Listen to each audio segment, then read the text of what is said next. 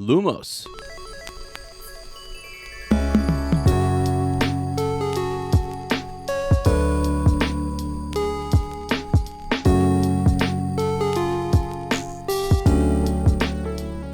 Hello friends, welcome back to Shelf Cottage Radio. I'm your host and secret keeper, Ezra, aka Bill, also known as Sir Ezra the Watchful, History of Magic Professor, the Flannel Wizard, obviously.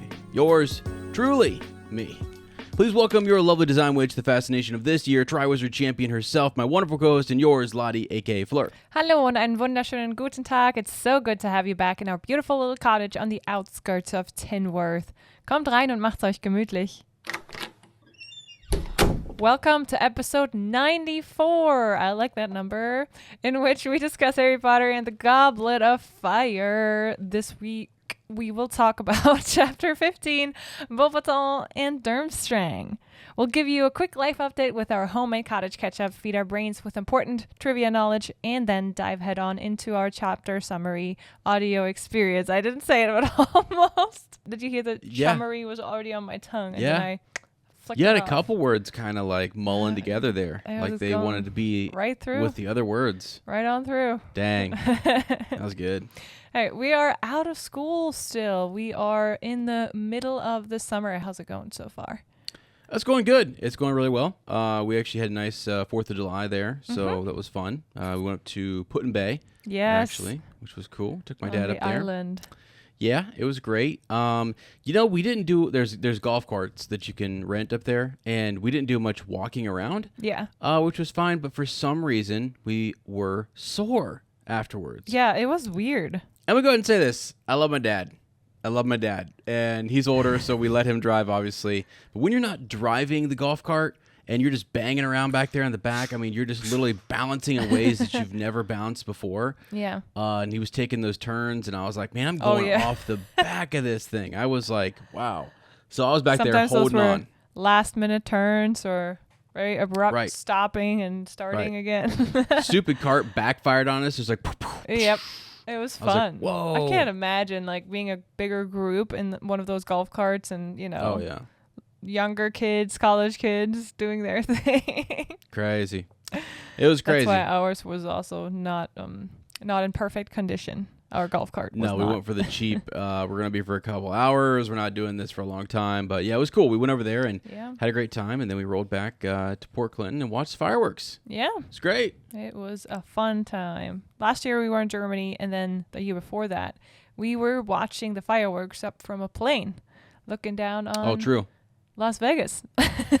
Yeah. That was interesting. That was really cool. Yeah, that's true. So, yes, you've never really been in America, I guess, for 4th of July, except for that for that one time, yeah. I have been to the States numerous times before I moved here, but never around 4th of July. Yeah, okay. For some reason, I was always home in July. Right. Or like we said, the one time we were flying. Right. And so, yeah. So that was a fun experience. But anyway, I was going to talk about school because in this chapter, we're going to meet wizards and witches from other schools all over Europe. And I wanted to know, I felt like there was a lot of schools that were actually mentioned, especially after Hogwarts Legacy came out. So that gave us some more information on other schools.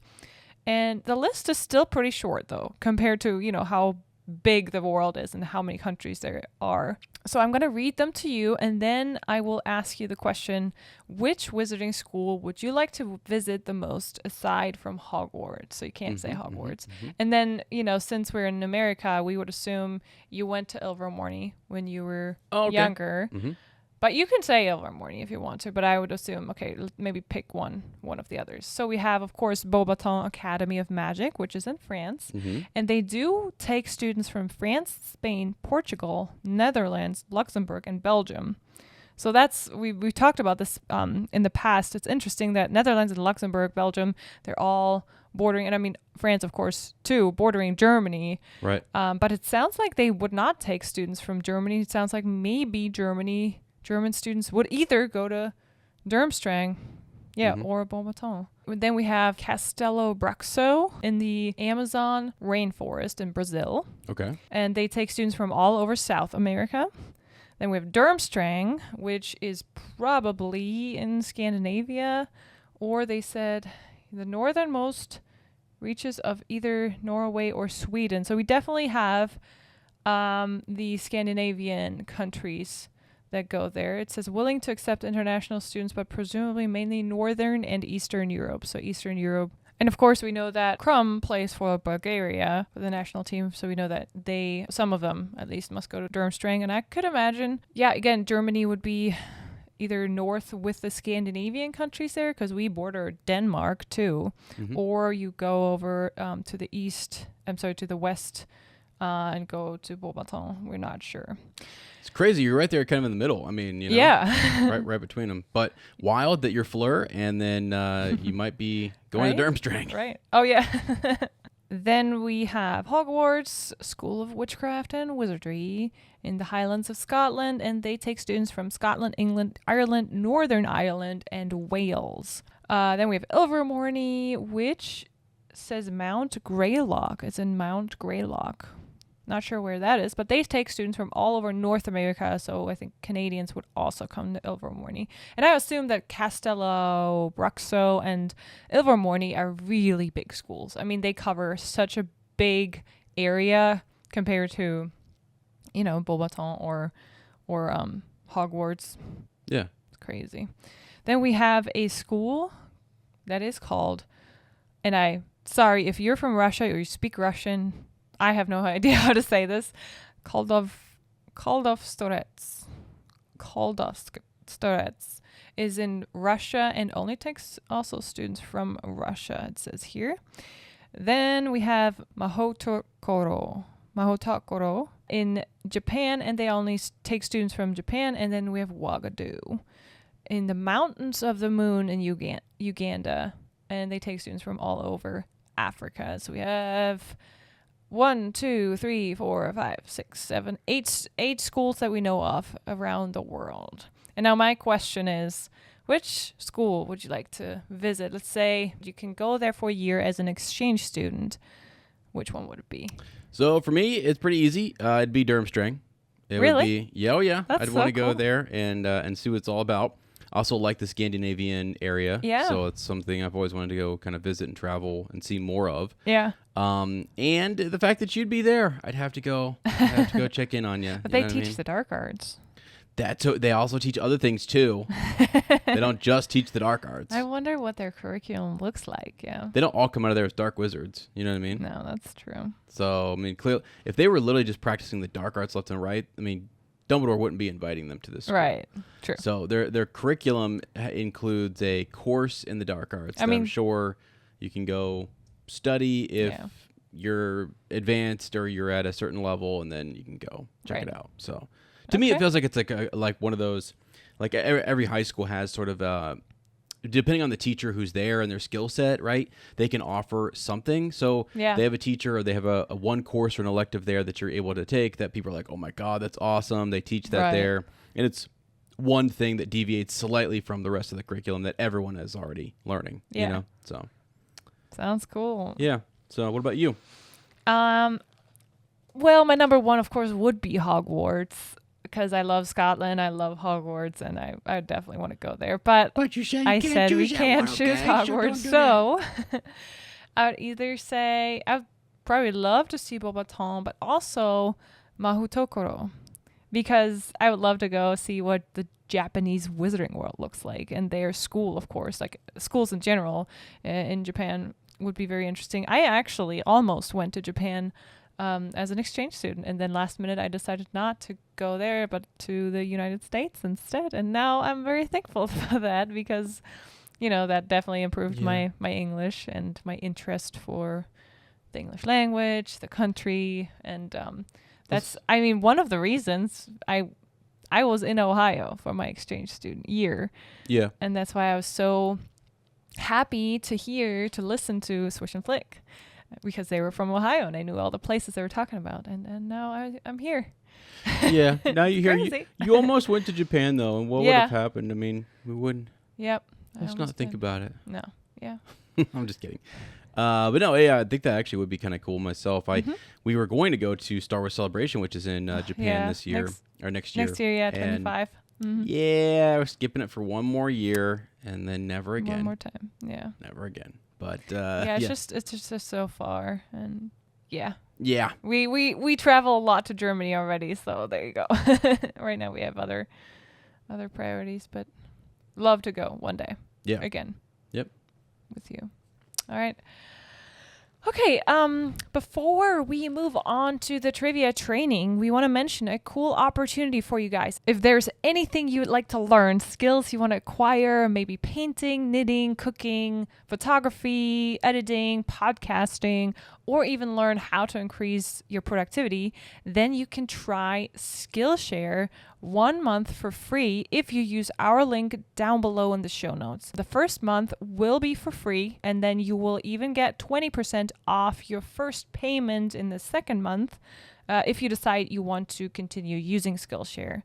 And I use it at the moment to take all sorts of art classes online, and I have a long list of more classes that I saved for later. So it really helped me to get an idea. First, I wanted to start learning art, and I didn't know where to start at all and which medium I wanted to start in, or which do I rather want to draw or paint. And so I took a couple of classes just to get an idea of all the different mediums and styles that are out there. I found a really cool class, Drawing for Beginners by Marco Bucci, and it's, 10 hours long, but he walks you through, he's a great teacher. He walks you through how to draw basic shapes, and then how to draw figure drawing, or how to do compositions and stuff. It's honestly, he could probably charge $200 for that course, because it's a great class. It's so fun to take. Yeah. Guys, they also have on there, I've not searched, but I'm pretty sure they probably have some charms class on there, some transfiguration or something. Would you guys take a course if we made one? On transfiguration, okay? And it's just this, you get in there and it's like how to transfigure your wife into... I was thinking about just thinking what course I would run, makeup I put on you, that'd be a cool cosplay class, right? Yeah, actually, I was transfiguration, but with cosplay. Yeah, at one point when I first started podcasting, a lot of people were like, "Ez, how do you do it? What's all the equipment?" There's tons of tutorials out there now. Yeah. But I remember back when I started, it was still kind of okay. Not a whole lot was out there, and I had to do some more digging and grinding to kind of find it. And people were asking me to do it. And I considered making a skill share course and stuff, but who knows? Maybe one day we'll make a fun one. Because we're teachers, so why not, right? Yeah. But yeah, definitely check out the link if you're interested. Check out the link down below in our description, and you get that first month for free. And also, you support our podcast a little bit. Yes. Okay, let's move on to the trivia training. I'm excited to answer all your questions you have, and I'm excited to ask you my question. I have a question I'm dying to ask you. And this is something I took to heart, what you said last time. Let's make it about learning something. You ready? I'm ready. My question is, whose ancestor from the paternal bloodline, and we just assume that just because of the last name, was not a minister of magic at the British Ministry? A. Leda Lestrange, B. Cedric Diggory, C. Lavender Brown, or D. Pansy Parkinson?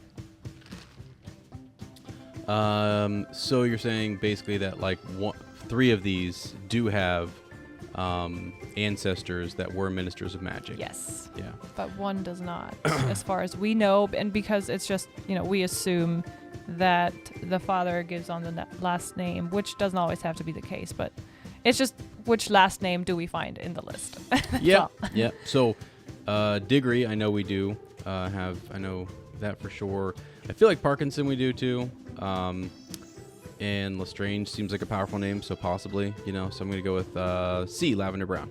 And that is correct. Very good reasoning. We have Eldridge Diggory from 1733 to 1747. Before that was Perseus Parkinson, 1726 to 1733. And let's see, we have... Where is the Lestrange? Rodolphus Lestrange, 1835 to 1841. Okay. So you are correct. Lavender Brown, even though she is, I think, of pure blood, does not have a minister of magic in the family, at least on the Brown side, it seems. Gotcha. Okay. Okay, cool beans. Okay, according to this chapter, When was the last known Triwizard Tournament? What is the date of the last known Triwizard Tournament? 1762. Close. 1792. Let's see. Because I remember, Hermione said that, and I didn't. I just knew 17. And you asked me about a year number last time, too. Didn't you? I did? Didn't he? Oh, yeah. 355. Armando, dip it. Okay, let's see. We have blue. Okay, what is the name of Hogwarts founder for House Ravenclaw? Oh, that's so hard to say. Rowena. Rowena. Ravenclaw. Mm-hmm. Yes. Ding, ding, ding, ding. I got a point. Yellow. How many times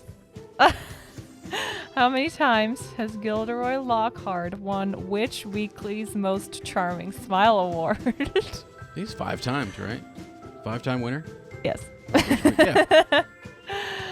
Yes, 5-time winner of the Witch's Weekly's Most Charming Smile Award. I knew you would know this question. I think I would have known, but that was a perfect question for you. Yeah. Okay, we have 16. We both have 16 points at the moment. Nice. So you caught up. About time. Good job on the lavender brown. Thank you. All right, on to the summary. Chapter 15, Beauxbatons and Durmstrang. Harry gets up early the next day to write a letter to Sirius. In the letter, he insists that everything is fine, that he must have imagined the pain in his scar, and that there's no need for Sirius to return to the country. He heads up to the Owlry and sends Hedwig off to deliver the letter to his godfather. At breakfast, he tells Ron and Hermione about what he's done, but Hermione thinks he shouldn't be lying about his pain to Sirius. They drop the topic, however, and Harry tries to put his worries about Sirius aside for now. During the next Defense Against the Dark Arts lesson, Professor Moody subjects each student to the Imperius Curse, with Dumbledore's permission, of course. He wants to teach them how it feels to be under the influence of this spell and how they can fight it. Harry is the only student able to somewhat resist the curse. Instead of obediently following Moody's voice in his head, instructing him to jump onto the desk, he tries to prevent himself from doing so and painfully crashes into the table. Moody is pleased and praises Harry's resistance as a positive example for everyone.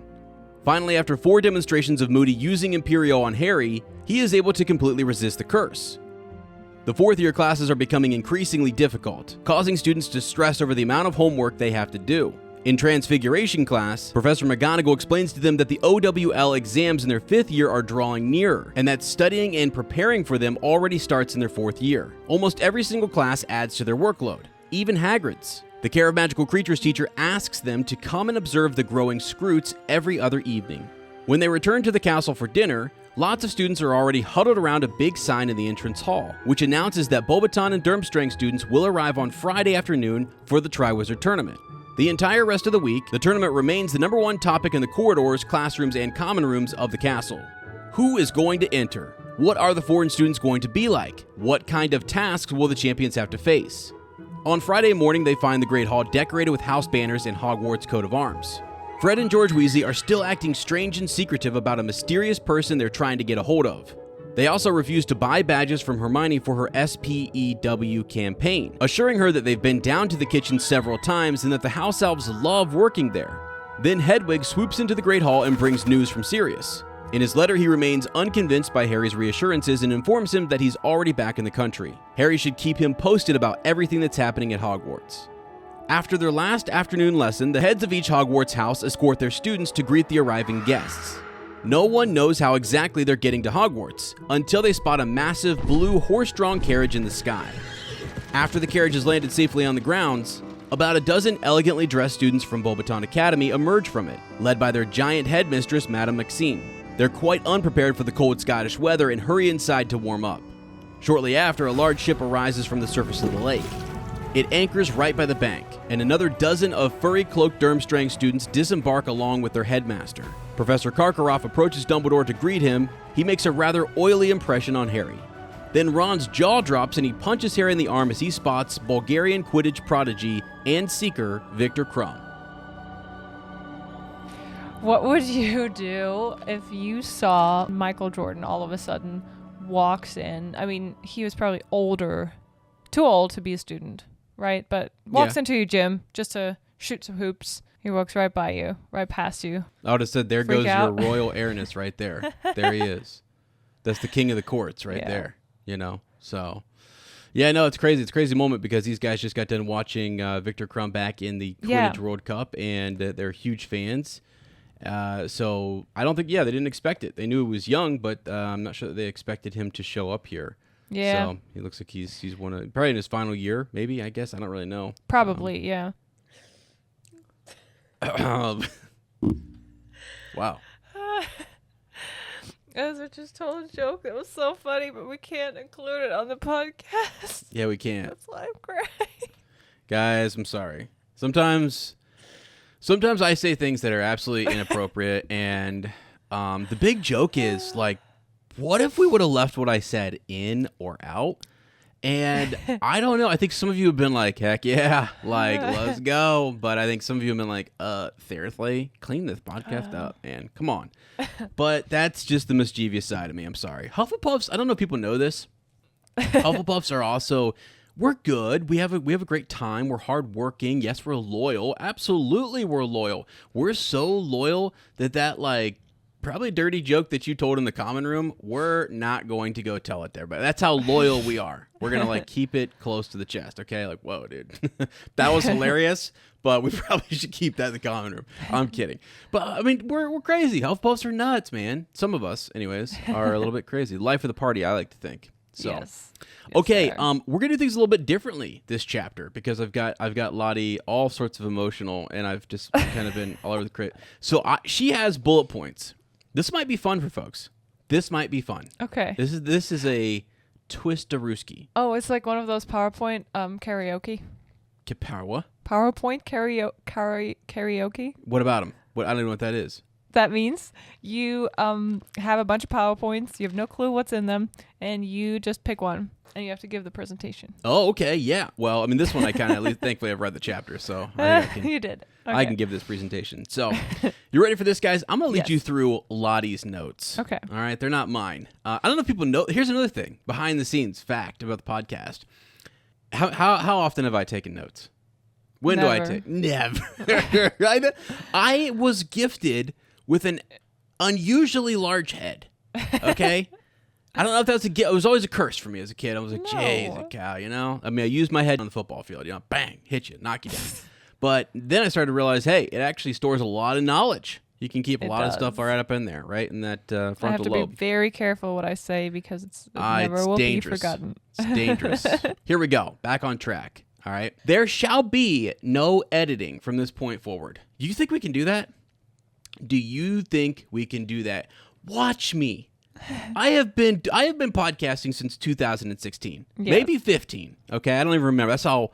I mean, back in the days. All right. Yes. So watch and learn. Okay, friends. Okay. That's how it's done. People are like, "Oh, this is gonna be a train wreck. This is gonna be a train wreck." Okay. Bullet point number 1. Harry lying to Sirius. Okay. Big deal. Why are you looking at me like that? Don't lie. It's bad. Okay, guys? Yeah, Lying I must is bad. not tell lies. I must not tell lies, Professor. Okay? Yeah. So here it is. And actually, wow, dude. You just took that full circle. Harry's been lying since here, right? Yeah. But he's trying to protect Sirius. And I think it's like, we've probably all at some point in some way, whether it's with a loved one, a friend, family member, whoever, said something that then caused that person to worry, right? And then they're trying to console you and say, hey, no, thanks for telling me the truth. Like, what's cool about this is that Sirius doesn't buy it. Yeah. He doesn't buy it. I mean, the way Harry wrote it, though. Mm-hmm. Let me see. I think it's right here. Yeah, Sirius, I'm fine. Don't worry about me, bro. Yeah. Just kidding. I was imagining my scar hurting. I was half asleep when I wrote to you last time. There's no point coming back. Everything is fine here. Mm-hmm. Don't worry about me. My head feels completely normal. It's like he reassures 50 times in like a 2-line letter. Everything is normal. Right. Yeah. So that actually reminds me of a moment in Star Wars where Han Solo says, we had a slight weapons malfunction, but everything's perfectly all right. we're fine. We're all fine here now. Thanks. Yeah. How are you? Right. It's exact same thing. So it's sort of like, just chill out. Sorry, I didn't mean to send that. But he's already in the country, so he's moving fast. Question for you: how is he moving around? I mean, I know he still has what's his face feathers, right? Oh yeah, Buckbeak. Yeah, wither wings. Problem with the big head is that you've got to search around in there, right? It's like Sherlock Holmes says, like the memory palace, where you kind of go in and you have to find it, but it's a palace, so there's tons of rooms, and so I have to go around. I have a huge palace too. Yeah. Because especially with the English language, it's just True, scattered all over the place. You have double the vocab. Yeah. To keep in your mind. That's crazy. Yeah, I mean, yeah. How do you think that's packaged?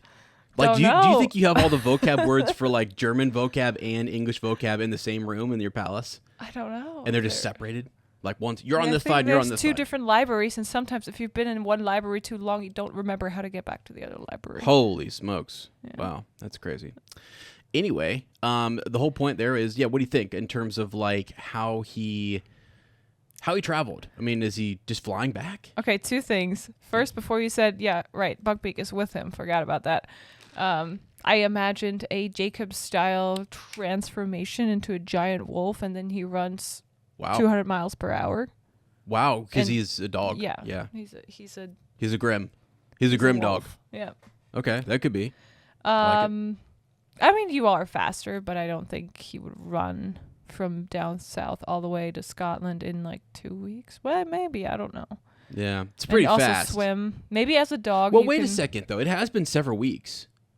Feels like, right? Yeah. Because he sends that when they're on the train, doesn't he? Yeah. Hogwarts Express. And then now, in this very chapter, we have the arrival. We have October, so it's been a couple weeks. Yeah, and I think he took off right when Harry informed him that his scar's hurting, and he heard about all these other signs. So, he left a couple of weeks ago.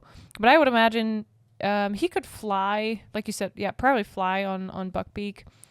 I just imagine also like him being in his dog form flying on a hippogriff, what that would look like. Holy. That's crazy. That's funny. Someone should draw that. Yeah. You know what I'm saying? Sirius traveling back. Talented. Come on, Lottie, let's go. That'd be cute though. But yeah, I think they traveled very carefully though, because you would think if they fly, they wouldn't take 4 or 5 weeks. But I think they had to be really careful and go to very different deserted places to land. Right. Make sure. I don't know how the air traffic travel is controlled in the Wizarding World, because everyone can just mount a broomstick and go. How do they do that? Yeah. How do witches and wizards avoid their brooms? There must be some obviously they can put disillusionment charms on themselves. Yeah, I think so too. There's probably a But rule. do you have to? Do you get a certain level, or you have to travel by broom? You have to. Is there a law? Is there police officers in the sky? Yeah, I don't know. I mean, that'd be a cool job. Yeah, there should definitely. I mean, there's probably a like a natural border that you can't really cross just because as a human you can't breathe if you're that high up. So you can probably go to only a certain level and it gets too cold. Dang. But maybe you can use magic to Hey. Go even higher than that. We're wizards. Yeah, we can do anything. Yeah, maybe. Because then you would think, okay, how does that work? Evading all these Muggle planes and Muggle aircrafts. Yeah. Right, which is cool. Or the aircrafts that no one knows where they're from. Yeah. Oh, yeah. Yeah. Oh, yeah. Actually, what if? Oh my God! Full circle. Yeah. Holy crap! What we're seeing in the sky, this phenomenon, this UAP phenomenon. Oh, those are just. That's charms. wizards. Yeah. That's just charm. This is disillusionment charm. Yeah. And it just happens to be that it's somehow some wizards are better, some are whatever. Yeah. It comes off. Remember how they appear and they disappear? It's like guy forgot to he got an incoming message on his new cell phone, wizard cell phone, and he he forgets to maintain the enchantment. Yeah. Anyway, could be. Okay. Yeah, I think they flew.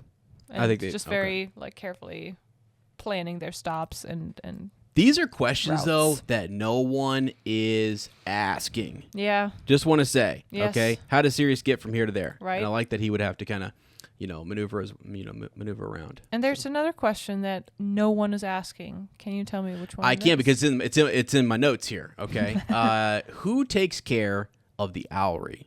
Right? Who does? Do they have someone who takes care of owls? Who does? Who? They tell us all the time, like owls say who. Oh my God. So they, we know. I mean, I'm just answering your question. Who takes care of it? Right? Wow. Sorry. Giggle water. Good. Yeah. I love it. Are we on giggle water right now? I think we are. But who takes care? Who takes care of the owlry? I don't know. Is it Hagrid or is it somebody else? Wouldn't you like to be that person though? No. You know what's also crazy is I went to we had a bike trip where we traveled by bike. Yeah. Okay. I pretended that I was in a Jedi Starfighter. And I'm traveling to, it's sort of like a conservatory area. Okay. But you got to, this is crazy. We had owl pellets. And it was a part of our science class. Okay. Owl pellet is it's their regurgitated food. So inside of it, you would find fur. It was a fur pellet, right? It's all these mice and rodents. Oh. And you literally pull it apart. It's their poop, essentially. What?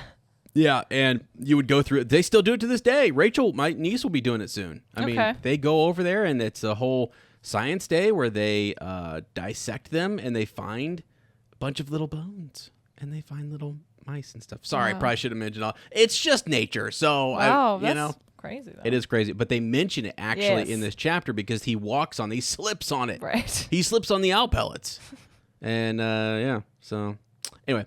Yeah, who takes care of the owlry? Don't know. Would love to do it myself. I mean, you got to feed them. You got to clean that space. And I wonder if Filch does it because remember when doesn't he run into Filch and Cho at the same time when he? Oh, does he?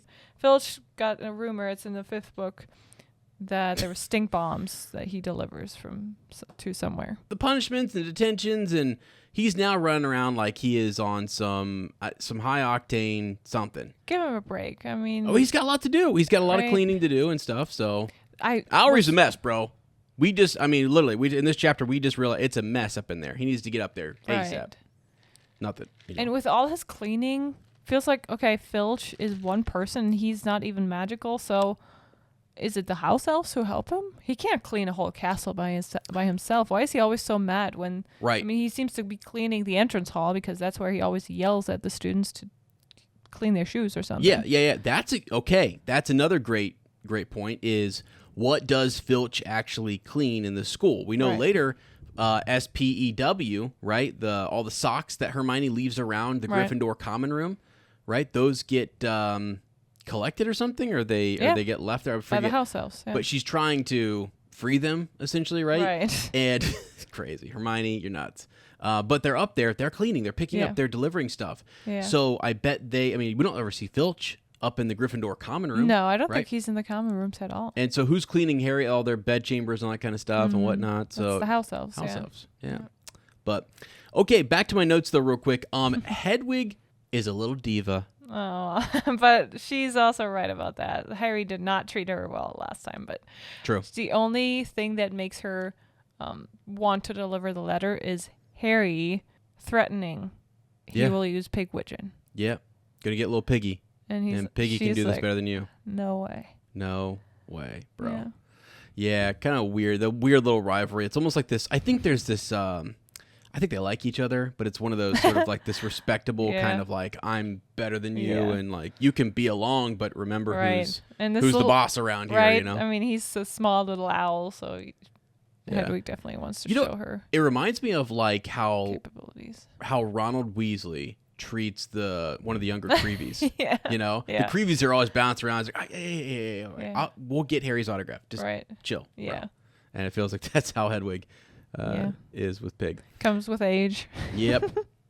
Okay, so now moving on just a little bit here. So the description of how the Imperius Curse feels is super interesting. And I'd love for Lottie to read some of this to you guys. Yes, and this is one of the most interesting things in this chapter, really, when they go to Defense Against the Dark Arts lesson, and Moody performs the curse on all of them. And Hermione is like, is this legal? This is illegal. I'm telling you, I've been saying since literally day one when I went back and did all my rereads and stuff, they do stuff at this school that's illegal. Yeah. Okay.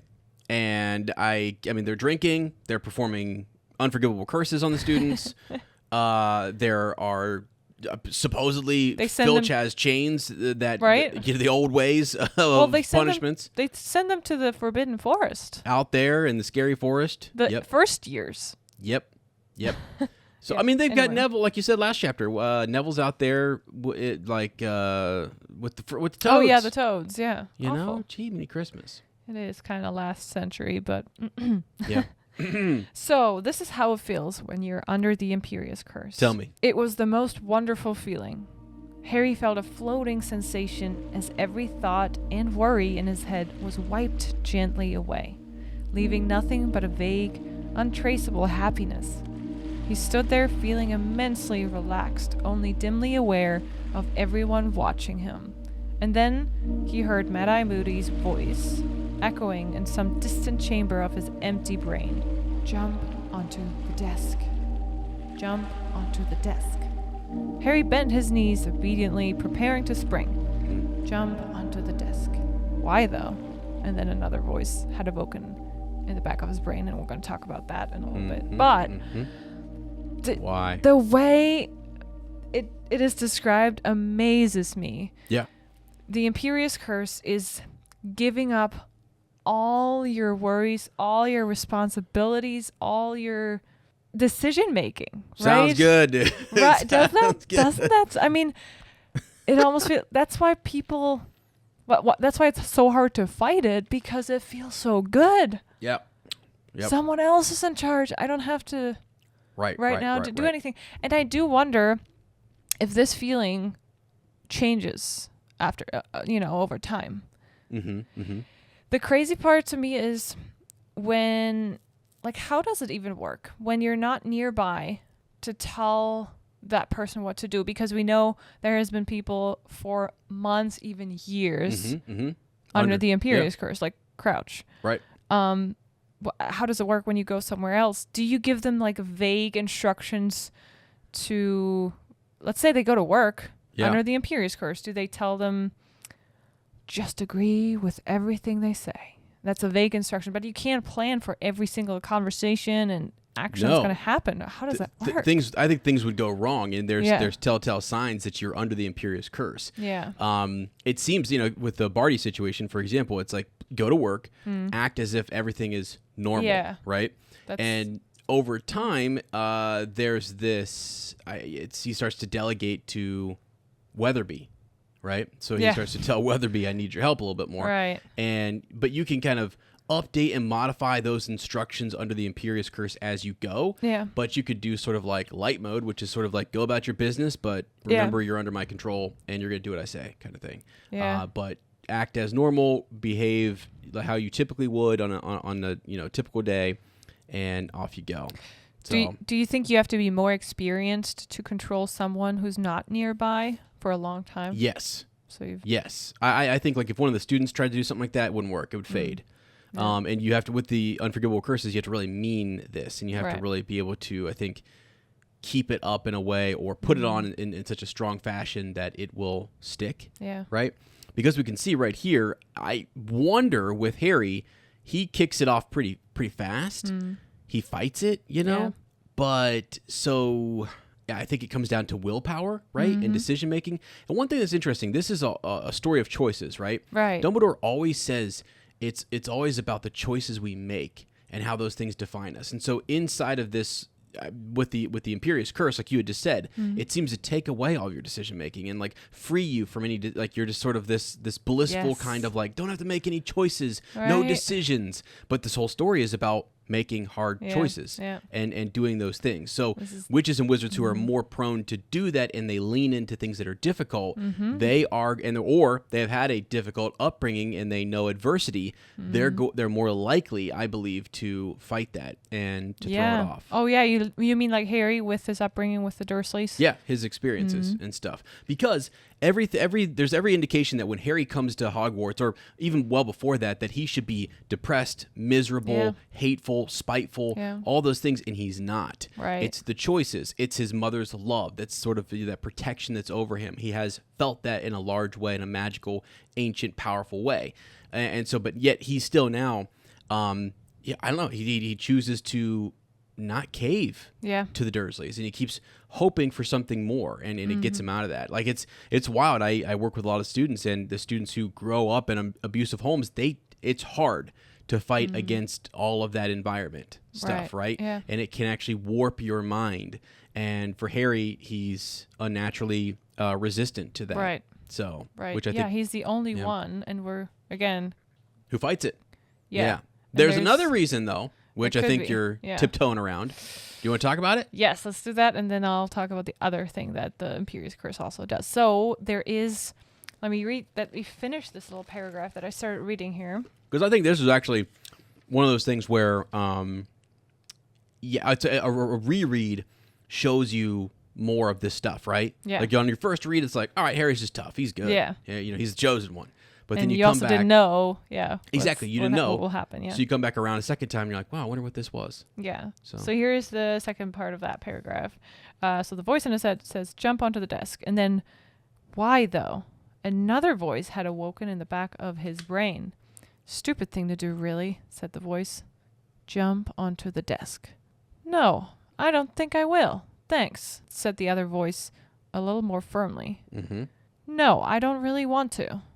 "Jump now." And the next thing Harry felt was considerable pain. He had both jumped and tried to prevent himself from jumping. Result was that he'd smashed headlong into the desk, knocking it over, and by the feeling of his legs, fractured both his kneecaps. Yeah. Yeah. So the question is, like, what is that other voice inside of his head? And a lot of the fandom will, I mean, when you do the reread, you'll jump back and say, Scarcrux. It could be Scarcrux. It could be Harry's own voice in his head. Which do you think it is? If you had to put money on it, if you had to bet one way or the other, do you think it actually is Scarcrux, or do you think it is really just Harry and his past experiences? Well, to me, there is some evidence that it could be Scarcrux, because first of all, he can tell, okay, Moody's voice, the way it's described, and I know it's kind of not from Harry's perspective exactly, but it kind of is, right? This omniscient narrator, but it's not from a first-person perspective. Yeah. But we do get Harry's perspective in terms of, okay, he knows it's Moody's voice telling him what to do, but then that other voice, he doesn't say it's my voice. It's like, okay, why wouldn't he say, I felt like I don't want to? Well, sorry, he never does that. There's never like Harry and I. Yeah. But Harry felt like he didn't want to. But there's explicitly explained there's another voice in there. Yeah. Even though the voice of Scarcrux does never really talk to him, does it? In any other occasion. No, except for, I mean, there's this idea that he's always felt like when he reads the name Tom Riddle, right? Friend, he felt like this was a friend from long ago. Friend. And my theory, which is going up on YouTube soon, be sure to check it out, subscribe, okay? Like it, leave a comment, and say, hey, Ez, what's up? I'm here. But my theory is that, Voldemort Quirrell cannot touch Harry physically. They can't at all. He actually, Voldemort himself cannot even possess Harry. It disgusts him. It's so painful to be there because of the love and who Harry is. You're telling me a piece of his soul just lived there, chill, no problem, for years and was happy and is is considered to be an old friend? There's something different about that bit of soul. Yeah. And so it wouldn't surprise me at all if it were speaking up, sort of saying, I don't think so. There is an extra resistance in Harry. There is the best bit, I think, of Voldemort in Harry. And I know folks will disagree with that, and J.K. Rowling even does say when it hurts, it wants to be back with the Master Soul and all that kind of stuff. But to me, it's still the only explanation I can come up with is that it's the best bit. It was the only part that was worthy enough to be inside innocent baby Harry. Right. So even if it's not Tom Riddle, Scarcrux. Why did I say Tom Riddle? I don't know. Even if it's not Scarcrux's voice directly, like the part of Voldemort's soul, but maybe it is Harry's voice. But maybe Scarcrux, the fact that there's two souls in there, does it make him stronger to resist? Because it's very significant. Like you said, it could be definitely because of his upbringing, because of his mindset, because of how resistant he already is to so many things. Yeah. But are you telling me that no one else in this class had a tough upbringing or something has developed a very, very strong mind? Right. It feels very significant that Harry's the only one who managed to do it. Yeah, for sure. It's the combination of all those things. I think it's the combination of the fact that you've got Scarcrux. It's the combination of the trauma in his early life, and it's also the upbringing. Yeah. For example, when you think of Neville's trauma, who we're going to come to next year, right? Yeah. You think of he was still raised with his aunt, right, or his great aunt, or his grandma, whoever it was, right? Right? His grandmother. Yeah, his grandmother. Why did I say his aunt? I don't know. But he's still raised with her, and there's still sort of this love and compassion, and they're all hoping that he's going to be a wizard and show true that he's got powers and whatnot. Yeah. And they're super excited when he does. Like he's going to carry on the Longbottom name. Harry has zero of that at the Dursleys. I mean zero. Yeah. He had to rely on himself. He had to speak well to himself. He had to persevere through all of that and still find hope and look forward to something, right? Yeah. And I think it just makes him extra resilient. So I'm of the mind that it's probably more that than it is Scarcrux, but Scarcrux does help. It puts him over the edge. It's what makes it extra quick, whereas it wasn't the same with everybody else there in the room. They all do have, to be honest with you, yes, there's a lot of children who do have trauma and they have a lot of traumatic stuff and they do become either more resilient or they fall prey to their environment, but most of us, the majority of students who come to school, they do have a healthy home and they are coming from a place where they feel love and stuff like that. So it's unusual actually that you're going to have a lot of students in one classroom that would have a Harry Potter like experience and be that resilient. So I think that it could be either one. Okay. So yeah, my opinion. I like that. Now, an interesting one, deviating from the notes here because I'm a professional. All right. We have a theory for you guys. Okay. There is this idea, and I'm going off of memory. I don't have it in front of me. I'm just going to spitball it to you guys. This is what I do. All right. There is a theory that fake Moody, Crudy, okay? Let's call him Crudy. Got to get that name down. Yes. Crudy basically does this. He says Dumbledore wants this, right? I think he persuaded Dumbledore. What do you think? And he's very persuasive. He goes to real Moody and says, "How could I persuade Dumbledore? Here's what I want to try."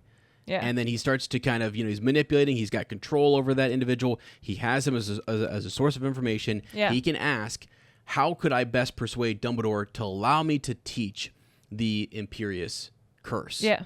And cast it on students, and not really even.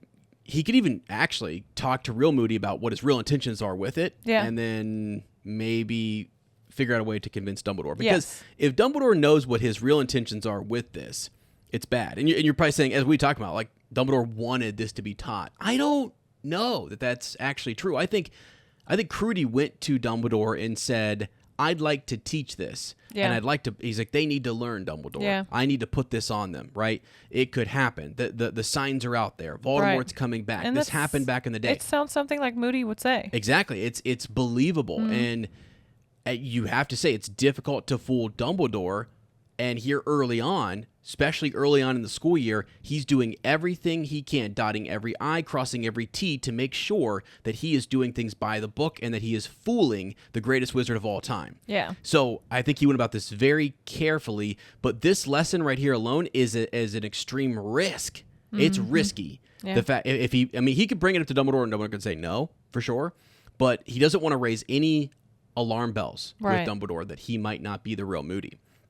So he goes back and he gets permission to teach the Imperius Curse and to cast it on students and to see if they can throw it off. It's all a test. Right. It is all to see who he could use, which of the students are least resistant to it, and is Harry himself susceptible to it?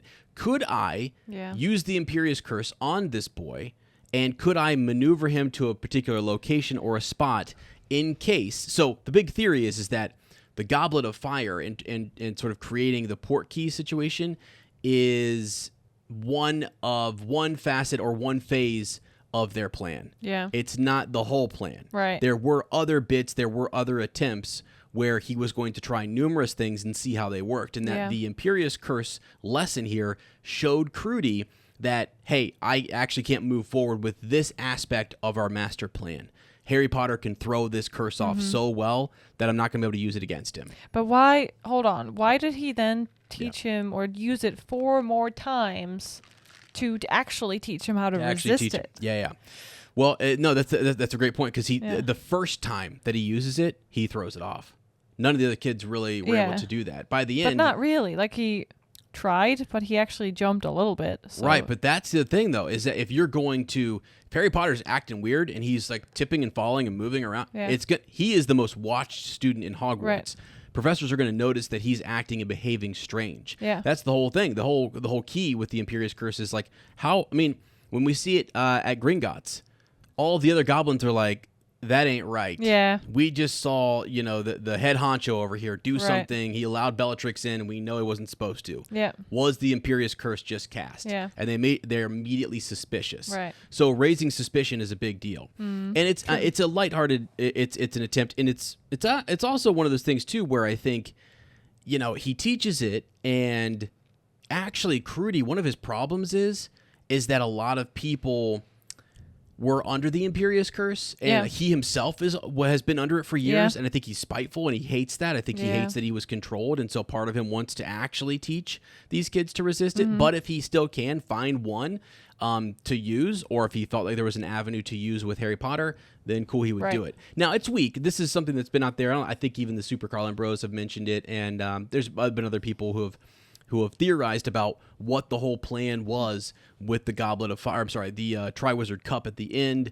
And I mean, there's this whole thing where essentially, like, if they kill Harry Potter, that Wormtail was going to drink a Polyjuice potion and transform himself back into Harry Potter, and he was going to come back using. What? Yes. Why was the Portkey able to bring him back and forth? Oh yeah, true. Right. Yeah. So people have sort of studied this idea that there was more aspects to this, the plan from the side of Voldemort. What if he would have got it right? What if he would have actually struck down Harry? Yeah. And then, Peter Pettigrew comes back for a year and is a fake Harry, and we didn't know about it. And we're reading it, and this whole thing. Yeah. Anyway, crazy.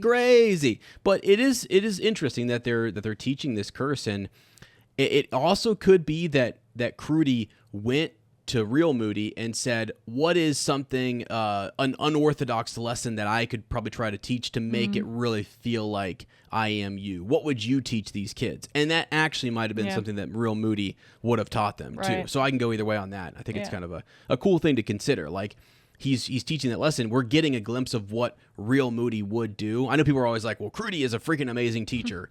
Well, he learned from Moody. He asked him, what would you do? What would you? How would you teach these kids? I need to be convincing to Dumbledore. Right. So just keep that in mind. Okay, moving on. Well. Oh, sorry. Is there something else? Yeah. Last thing about the Imperius Curse. Yeah. I thought it was very interesting to me and kind of new. I forgot about that. That you can make people do things they are normally not capable of. Yeah. Okay. Yep. So Neville, for example, performed a series of quite astonishing gymnastics he would certainly not have been capable of in his normal state. Do you think it really can give you powers you don't have? Or do you think it's something that is somewhere inside you, that a potential almost that you could have gone, like Neville was never trained in gymnastics, but maybe he could have been a good gymnast. Had he practiced more. Yeah, I do think it's kind of odd that you could do that. I think it enhances what you're capable of doing, and it does draw upon some of the things that you maybe, like you said, had potential to do. Yeah. But I don't think it's going to have, for example, Aunt Marge is not going to be doing gymnastics. You know what I'm saying? Like it's sort of like that would look odd. Then you're having somebody perform something that they can't perform. Yeah. So I think there are limits to it. It is sort of fascinating that he makes Neville do gymnastics around the classroom, and could he have done what he did? Right? He had to have had the ability inside of him somewhere to the physical ability to actually do that, the capabilities. Right. So because otherwise, could you make someone perform spells they would not be able to do? I don't think so. You'd have to give them that information. You'd have to feed that to them and teach them yourself. I would if that was the case though, and I was struggling with a certain subject, I would tell Hermione, please put me under the Imperius Curse so I can, take this exam with your help. That's an interesting one, because if you think about things that block you from learning stuff, some people have like blocks. Yeah. And like writer's block or different things that they can't overcome that thing. Yeah. Little Imperius Curse, and hey, here you go, buddy. You're moving. Right? Just kidding. Sounds pretty good. Sounds good. Anyway. That was a weird one for sure. So, okay. All right, I think we got through the next couple of these. My bullet points here. We kind of nailed down some of that. They'll have trouble controlling you. Yeah, that's for sure. That's what he says at the end. Sure. Yeah. Yeah, which is great. I mean, who does he mean there though? They. Yeah, I know. Right? They'll have trouble controlling you. Okay, you could say Moody from his old days. They would be just like the Death Eaters in general, the people out there that are dangerous. But yeah, the kids who don't remember any of that stuff, they would be like, "What? Who's they? Right? Who's he talking about?"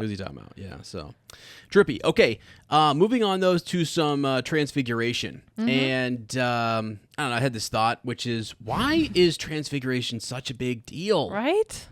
Why is it such an important subject? Like, look what they do in this class. They are turning a hedgehog into a pincushion. Which is, I think hedgehogs are cute. Yes. And they kind of are pincushions. So yes, it's not, actually, it's a stepping stone, right? It's not that big of a transfiguration. Yeah. Because it's like they already have the pins there, and they're turning it into a pincushion. Okay, but when is it ever used?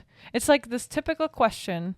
And with math, it's a little different because we now know math is important, because the thinking maybe it's something like that. The thinking behind math is the important skill that you learn in math, right? And kids all the time sit in math class and are like, I'm never going to use it. Why am I learning all this? I have a calculator in my pocket at all times.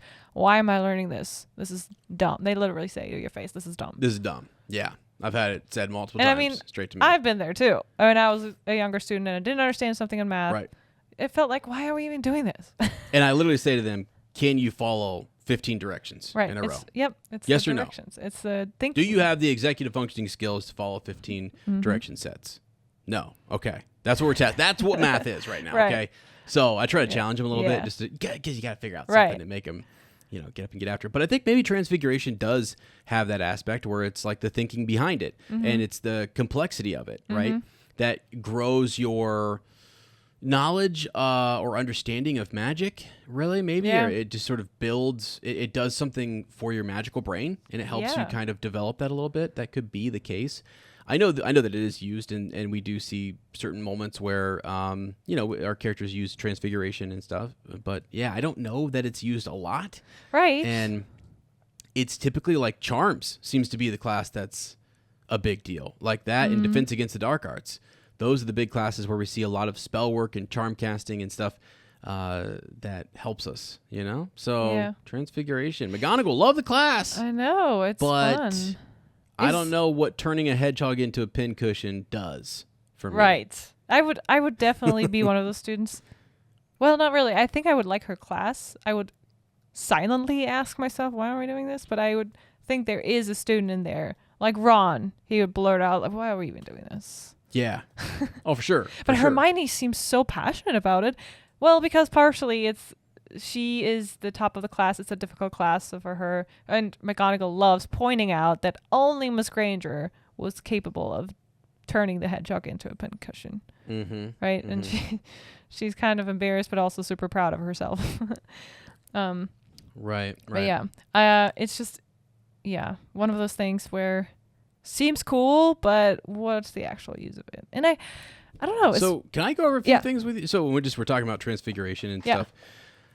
Classification here. So currently Transfiguration is divided into 4 branches. Okay. They're in ascending order of difficulty. So Transformation, Vanishment, Conjuration, and Untransfiguration.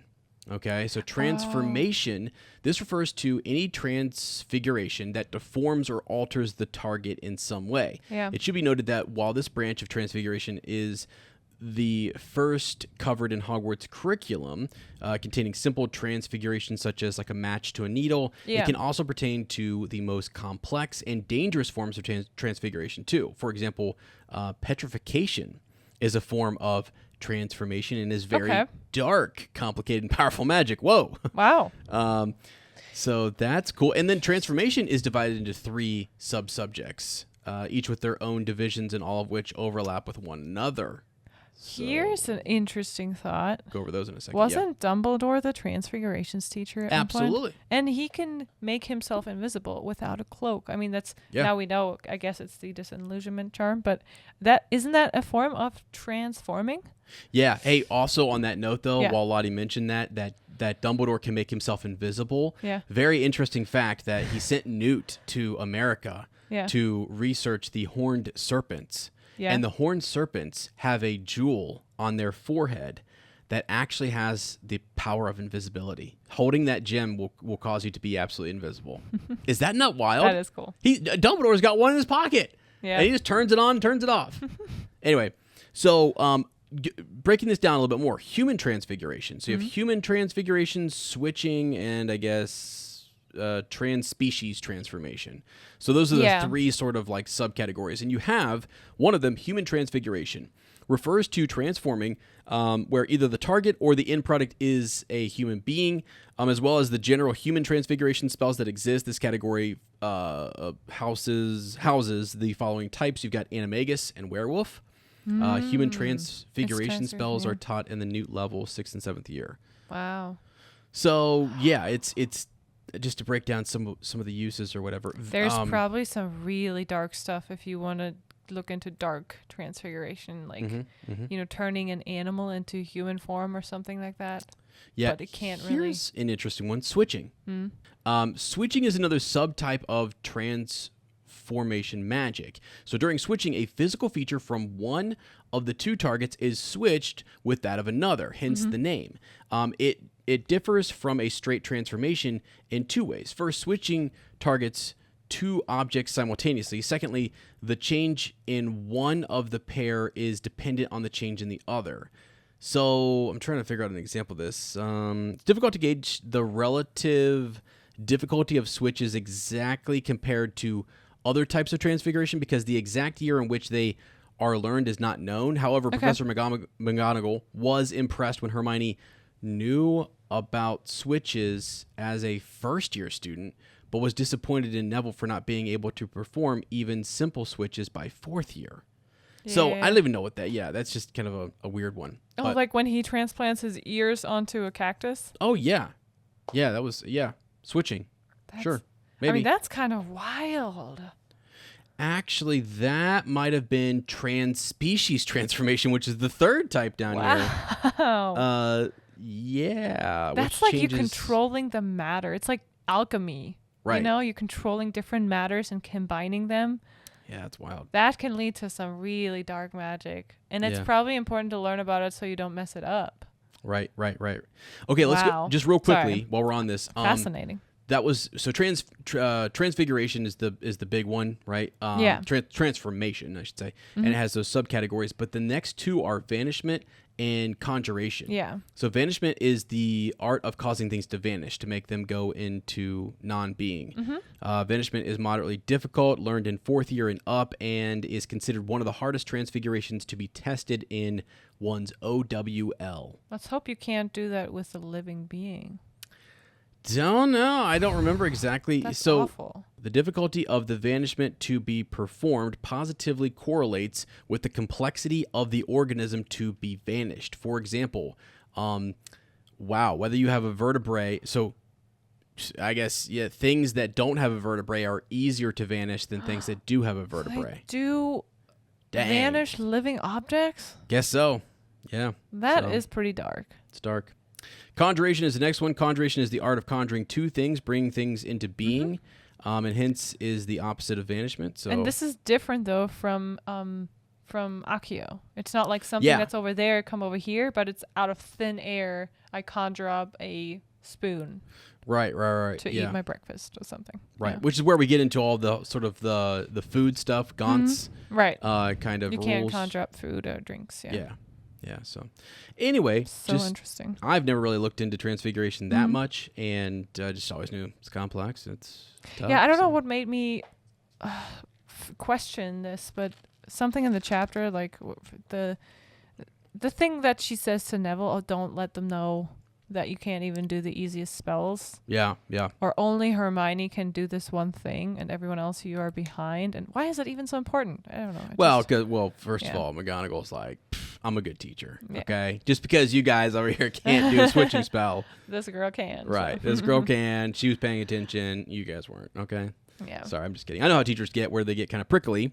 Oh, I know how it feels too when you're like questioning. I've yourself. taught this. You're like, I've taught it. I've gone over it, etc. Boom. So. Right. When even the best students don't get it or don't know what they're supposed to do, then you know, okay, it's definitely on me. Yeah. I did something wrong. Yeah. Right. Okay. Anyway. Moving on though. So the blast-ended Scroots, our favorite topic in the Harry Potter. Fast. Yeah. So they are. There's extra work to be done. I have to say, I did laugh out loud at the Malfoy dig that Hagrid makes. I mean, the ferret. Come on. All these teachers are bending the rules and talking a bunch of smack that they don't need to be talking, but it is funny. It is actually funny.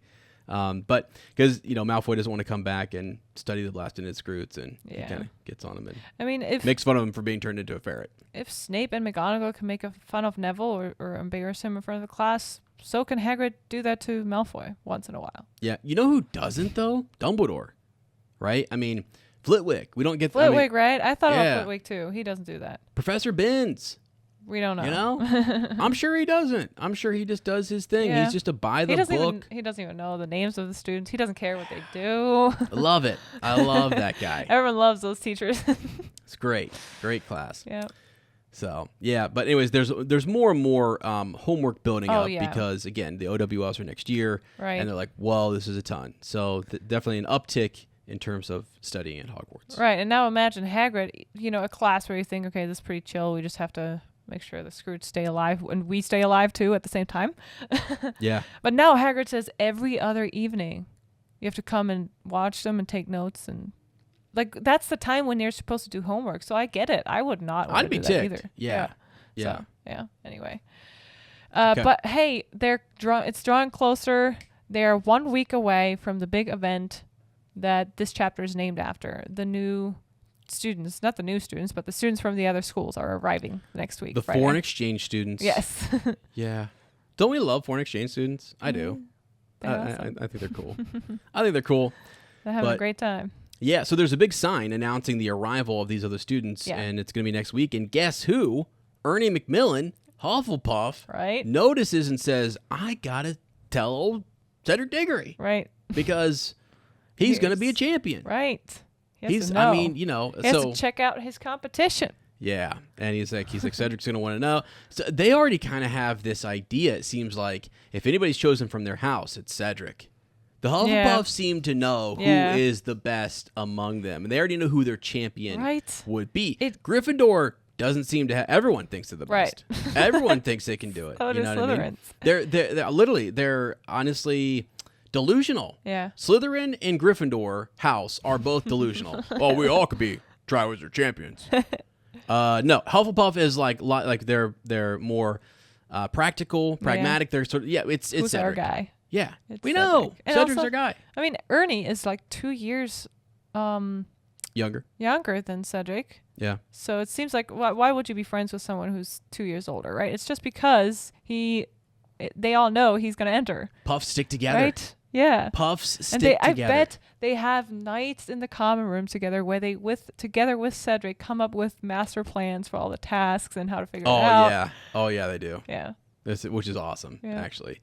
I always kind of imagine the Puffs play does such a good job of making them seem like they're all just really not that good at magic and they're really major underdogs and stuff, but you have Cedric, who is really freaking good, right? He's the best in the school. He's the champion. He's the true...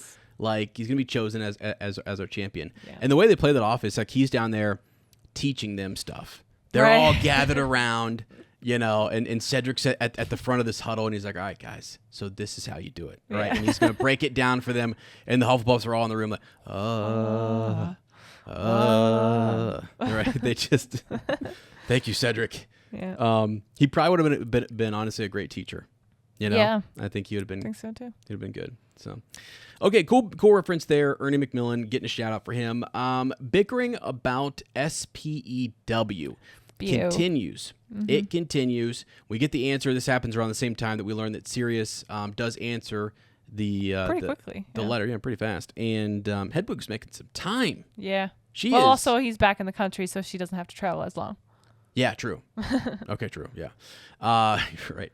But I do think they are magically enhanced, though, and they fly pretty fast. It seems like But the she owl seems travels. super tired. She Right.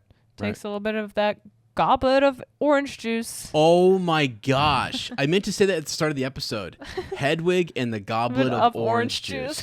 It's literally hilarious. And I just think go Hedwig. I want actually a whole piece of art right there. Right? Hedwig and her Goblet of Orange Juice. It's just the fact that orange juice is drunk out of a goblet. Take a nice big drink. Anyway, so their bickering continues, and this is where Fred and George are kind of saying like, "Hey, we've been down in the kitchens. Right? Hermione, they're good. They're having a blast. You should go check it out down there. Yeah. Like literally, and actually, I bet among house it's sort of not a great. They're not a great sample to look at in terms of all of what's going on with house elves. Because they're being treated so well. Yeah, Hogwarts is awesome. Yeah, I mean, it's just like no one kicks them around or would abuse them or would be, I guess really. They're kind of left independently to do their own thing, which is great. So anyway, that was fun. We then have, let's see, moving on. Oh, here we go. This is it. So that kind of leads us into that Friday. It was funny. They mentioned that in potions class was going to be on Friday. Yeah. And so that got cut a little bit short. Yeah, you can relate to that, right? I mean, everyone had their getting out of that subjects for. Class. It happens all the time. When there's a pep rally at school and the kids say, what period? When?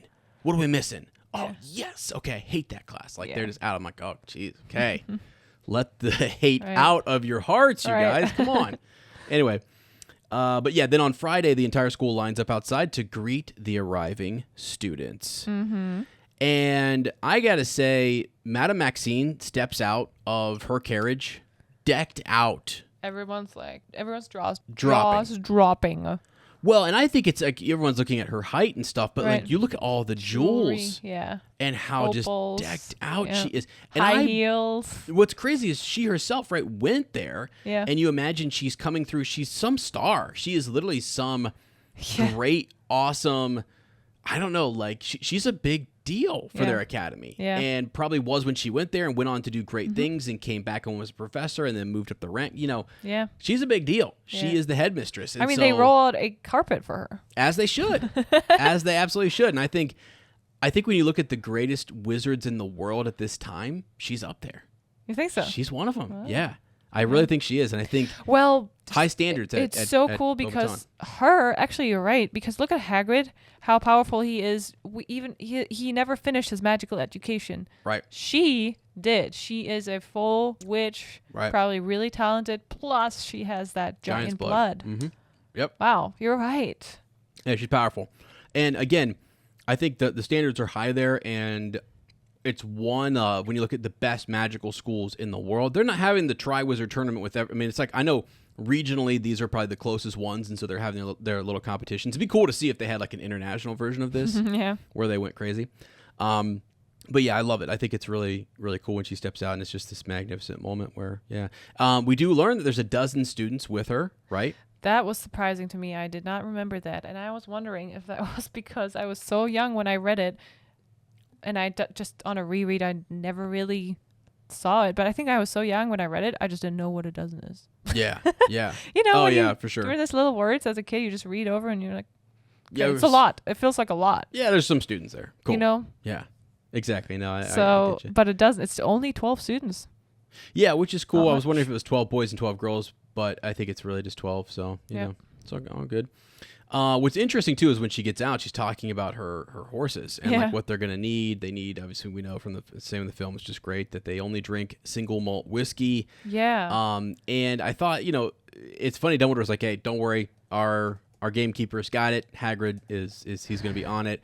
And I guarantee you, Dumbledore was looking at those horses, looking at her, thinking like, Hagrid, this is going to be a great year for you.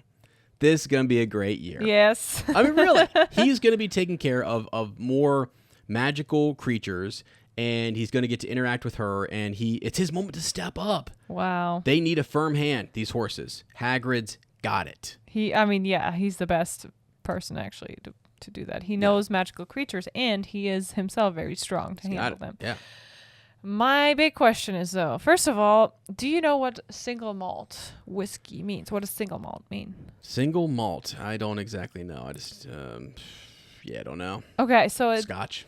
it says the single in single malt simply means that the whiskey is the product of a single distillery. Therefore, while a single malt can contain whiskey from many different casks, all of this whiskey must have been produced by one distillery. Oh, cool. Now, my question is, Dumbledore says to Madame Maxime, no problem. Yeah. Which makes me wonder. We know the law is you can't conjure up those things. You can't conjure up food. Right, You can't conjure up drinks. Right. Where does Hogwarts hide its secret whiskey cellars? Hagrid's got it. And they're all from the same distillery. Truly, I've always imagined that, well, he's got his own distillery. That's the thing. It is somewhere magically hidden. Right? You know that you can have tents that expand to, like, huge hotels. So he somewhere has there's one little door in his thing that's like this little cabinet that you open and you step into, and it's this huge giant distillery that he has out there at his place. And the teachers roll down and they have parties down at Hagrid's. I mean, that's actually hilarious. Snape's yeah. finally like, okay, all right, fine, I'll go see Hagrid. I could use a drink. All right, fine, go down there.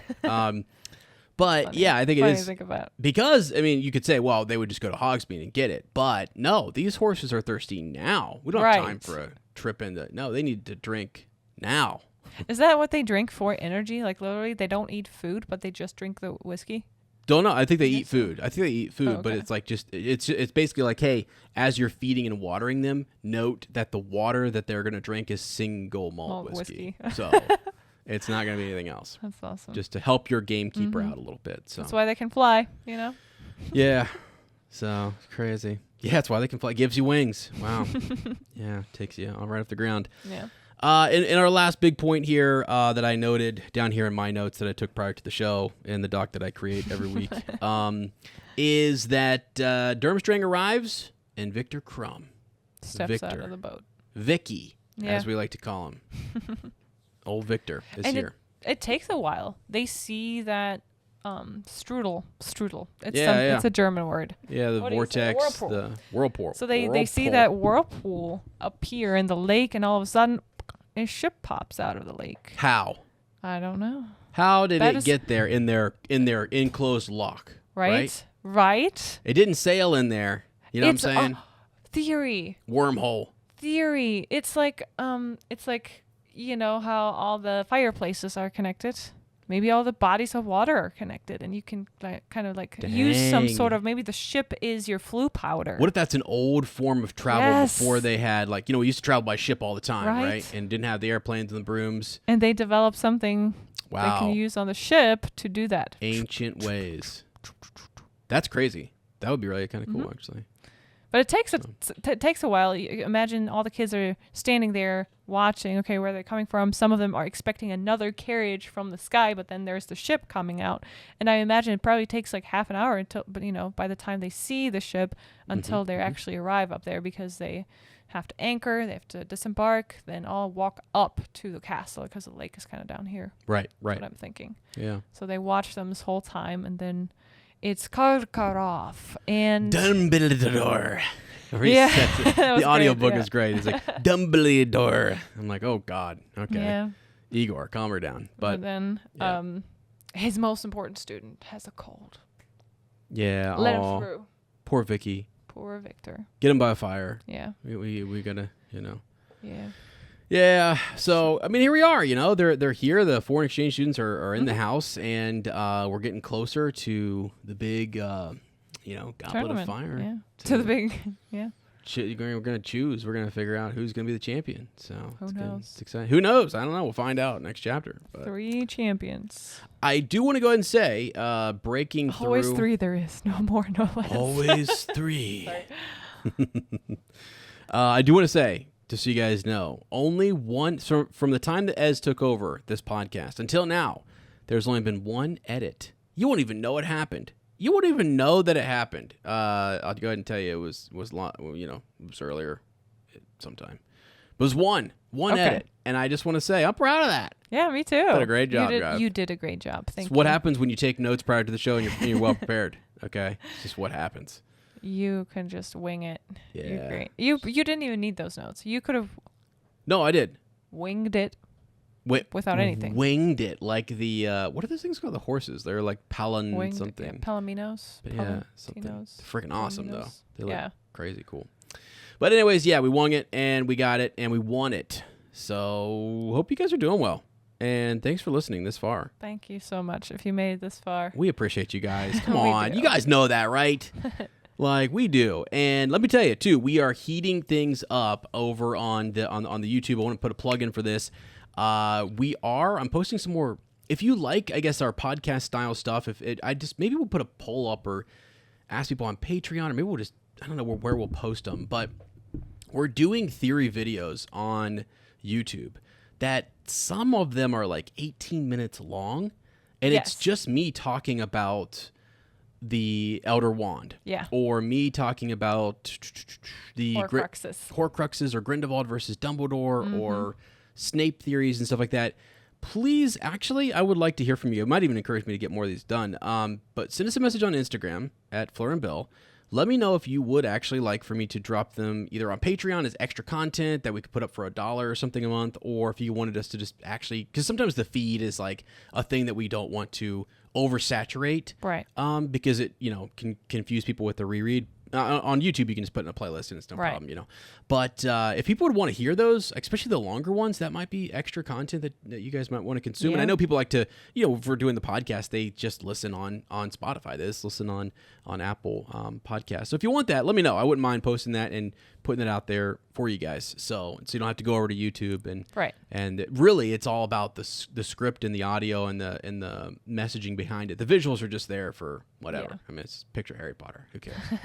so anyways, let me know though, because we're starting that, and I've already gotten 4 or 5 scripts done and ready to start producing those through the rest of July. So there you go. You've been such a hardworking Hufflepuff. Hey, I'm just trying to represent Cedric over here. I'm trying to really make him proud. So, which I will be doing some Cedric theories and some Cedric what ifs, by the way. Oh yes. Golly. What if I think I told you I ship Hermione and Cedric. Hermione and Cedric. Mm-hmm. That's a great one. Mm-hmm. She actually admires him in this chapter. Yeah. And she doesn't know him very well, but she thinks he's a really good student. Right. She doesn't deny that he's good looking, so. Yeah, absolutely. Yeah, right. She doesn't. Lockhart. It's a lot. Yeah. Ron's joke. Hilarious. Yeah, you only like him because he's good looking, and then, She's like, no. I don't just look at people because. Lockhart. And like, wow. Looks. Ron got her. Yeah. But I do think they would be a great couple. Yeah. Still, Ron is her guy, but... yeah, especially as she got older. Well, he's in his 6th year, so next year would have been interesting had he been alive and everything would have been normal. Maybe she would have turned to... maybe something, how there's some sort of energy between her and Cho because of Harry. Maybe there would have been an actual something between them because of Cedric, and she would actually be interested in that guy. Oh, between her and Cho, you mean? Yeah. Hermione and Cho. Because Hermione is not interested in Harry. They're just friends. But Cho thinks, Cho's awesome. Yeah. I like Cho a lot. I really wish we had more Cho, and I honestly wish we got to see her do more baller magic and stuff. She feels like, Luna's great. Luna's awesome, but I feel like we need more representation from Ravenclaw. Yeah, we needed them to kind of, even Hufflepuff, clearly, but it's just, man, I want to know more about the other students and who's good at what. And Ravenclaw's like the most mysterious house. You don't really, until the last book and the last couple of chapters, you don't know anything really about where's actually their common room and who's actually there. But, So anyway, all right, so more on that later. We'll be shipping, we'll put a poll up. What do you guys think? Yeah. Hermione, Cedric, could it have happened? Anyway, all right, friends. Hey, before I have to make any more edits on this episode, we appreciate you guys. Thanks. That is all for this week. Thank you for tuning in to Shuck Cottage Radio 94.7 COZY. We hope that you're going to join us in the future. We thoroughly enjoy meeting new positive Potter people that don't behave like babbling, bumbling bands of baboons. Baboons. If you don't want to miss out on the next episode, then be sure to subscribe to our podcast and leave us a review and follow over on social media at Fleur and Bill. And if you truly enjoy our content, consider supporting our growing Wizarding family on Patreon or Apple Premium. You will find all the links down below. Thank you so much to all our current patrons. We appreciate you, to Luna and back. On our next reread episode, we will discuss Harry Potter and the Goblet of Fire, Chapter 16, The Goblet of Fire. So make sure to tune back in next time. And until then, have a great rest of your week. Thanks for joining us in our shell cottage today. We know it's not much, but it's home.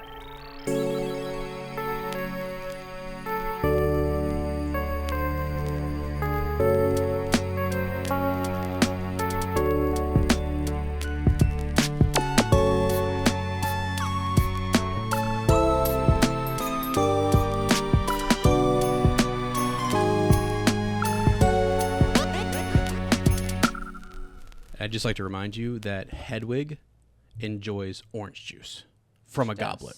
She does. Orange looks like fire, and it's literally a goblet of fire. It's, you know what I'm saying? Yes. It's like, it's a liquid fire that Hedwig is drinking. Come on. Assuming. It's awesome.